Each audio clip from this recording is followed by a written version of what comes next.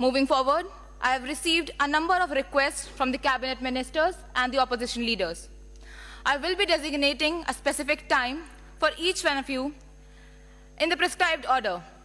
We will begin with the Ministry of Environment, Climate Change and Forest. For the Ministry of Environment, Forest and Climate Change, I would request Mr. Atul Verma to brief your topic in 2 minutes. धन्यवाद सभापति महोदय। पर्यावरण एवं जलवायु परिवर्तन जैसे गंभीर मंत्रालय के नेतृत्व करने और इसके ऊपर अपनी बात रखने की आपने जो मुझे मौका दिया इसके लिए बहुत बहुत धन्यवाद।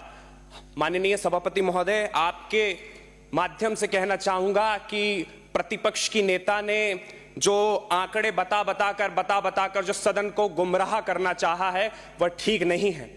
हम आंकड़े बताकर सदन को गुमराह तो कर सकते हैं, लेकिन उसका एक स्पष्ट रूप नहीं निकाल सकते। आपने कहा आप सत्ता में बैठे हैं, ताकत होती तो आप कॉप जैसे सम्मेलनों में नेतृत्व क्षमता को दिखाते। तो मैं कहना चाहता हूं, ताकत है तभी हमारी सरकार सत्ता में बैठी हुई है।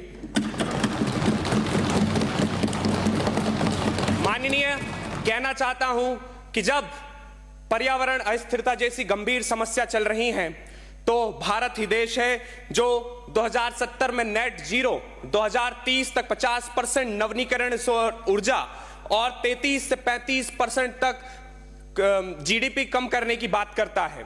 तो मैं कह सकता हूं कि भारत ही वह ऐसा देश है कि जिसमें वह प्रबल ऊर्जा है, प्रबल नेतृत्व क्षमता है और वह अपनी इस चीज को प्रतिबद्धता से सिद्ध करता है कि हाँ, वह भारत है जो कॉप जैसे सम्मेलनों का नेतृत्व करके भी दिखाएगा।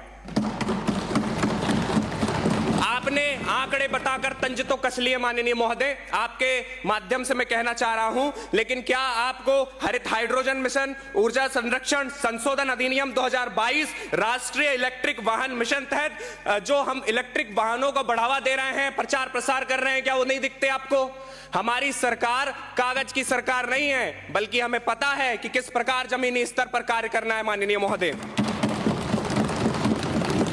हमने विश्व स्तर पर भी मिसाल कायम की है। सोलर योजना हो, कुसुम योजना हो या सूर्योदय जैसी प्रबल योजना है, जिससे आज गांव के प्रति एक घर घर में सौर ऊर्जा का काम चल रहा है। रूफटॉप जैसी योजना का प्रचार इस भारत देश में हो रहा है। माननीय महोदय, मैं कहना चाहता हूं कि अंतरराष्ट्रीय सोलर अलायंस ISA 100 से अधिक ज्यादा देशों के साथ मिलकर भारत कंधे से कंधे मिलाकर काम कर रहा है।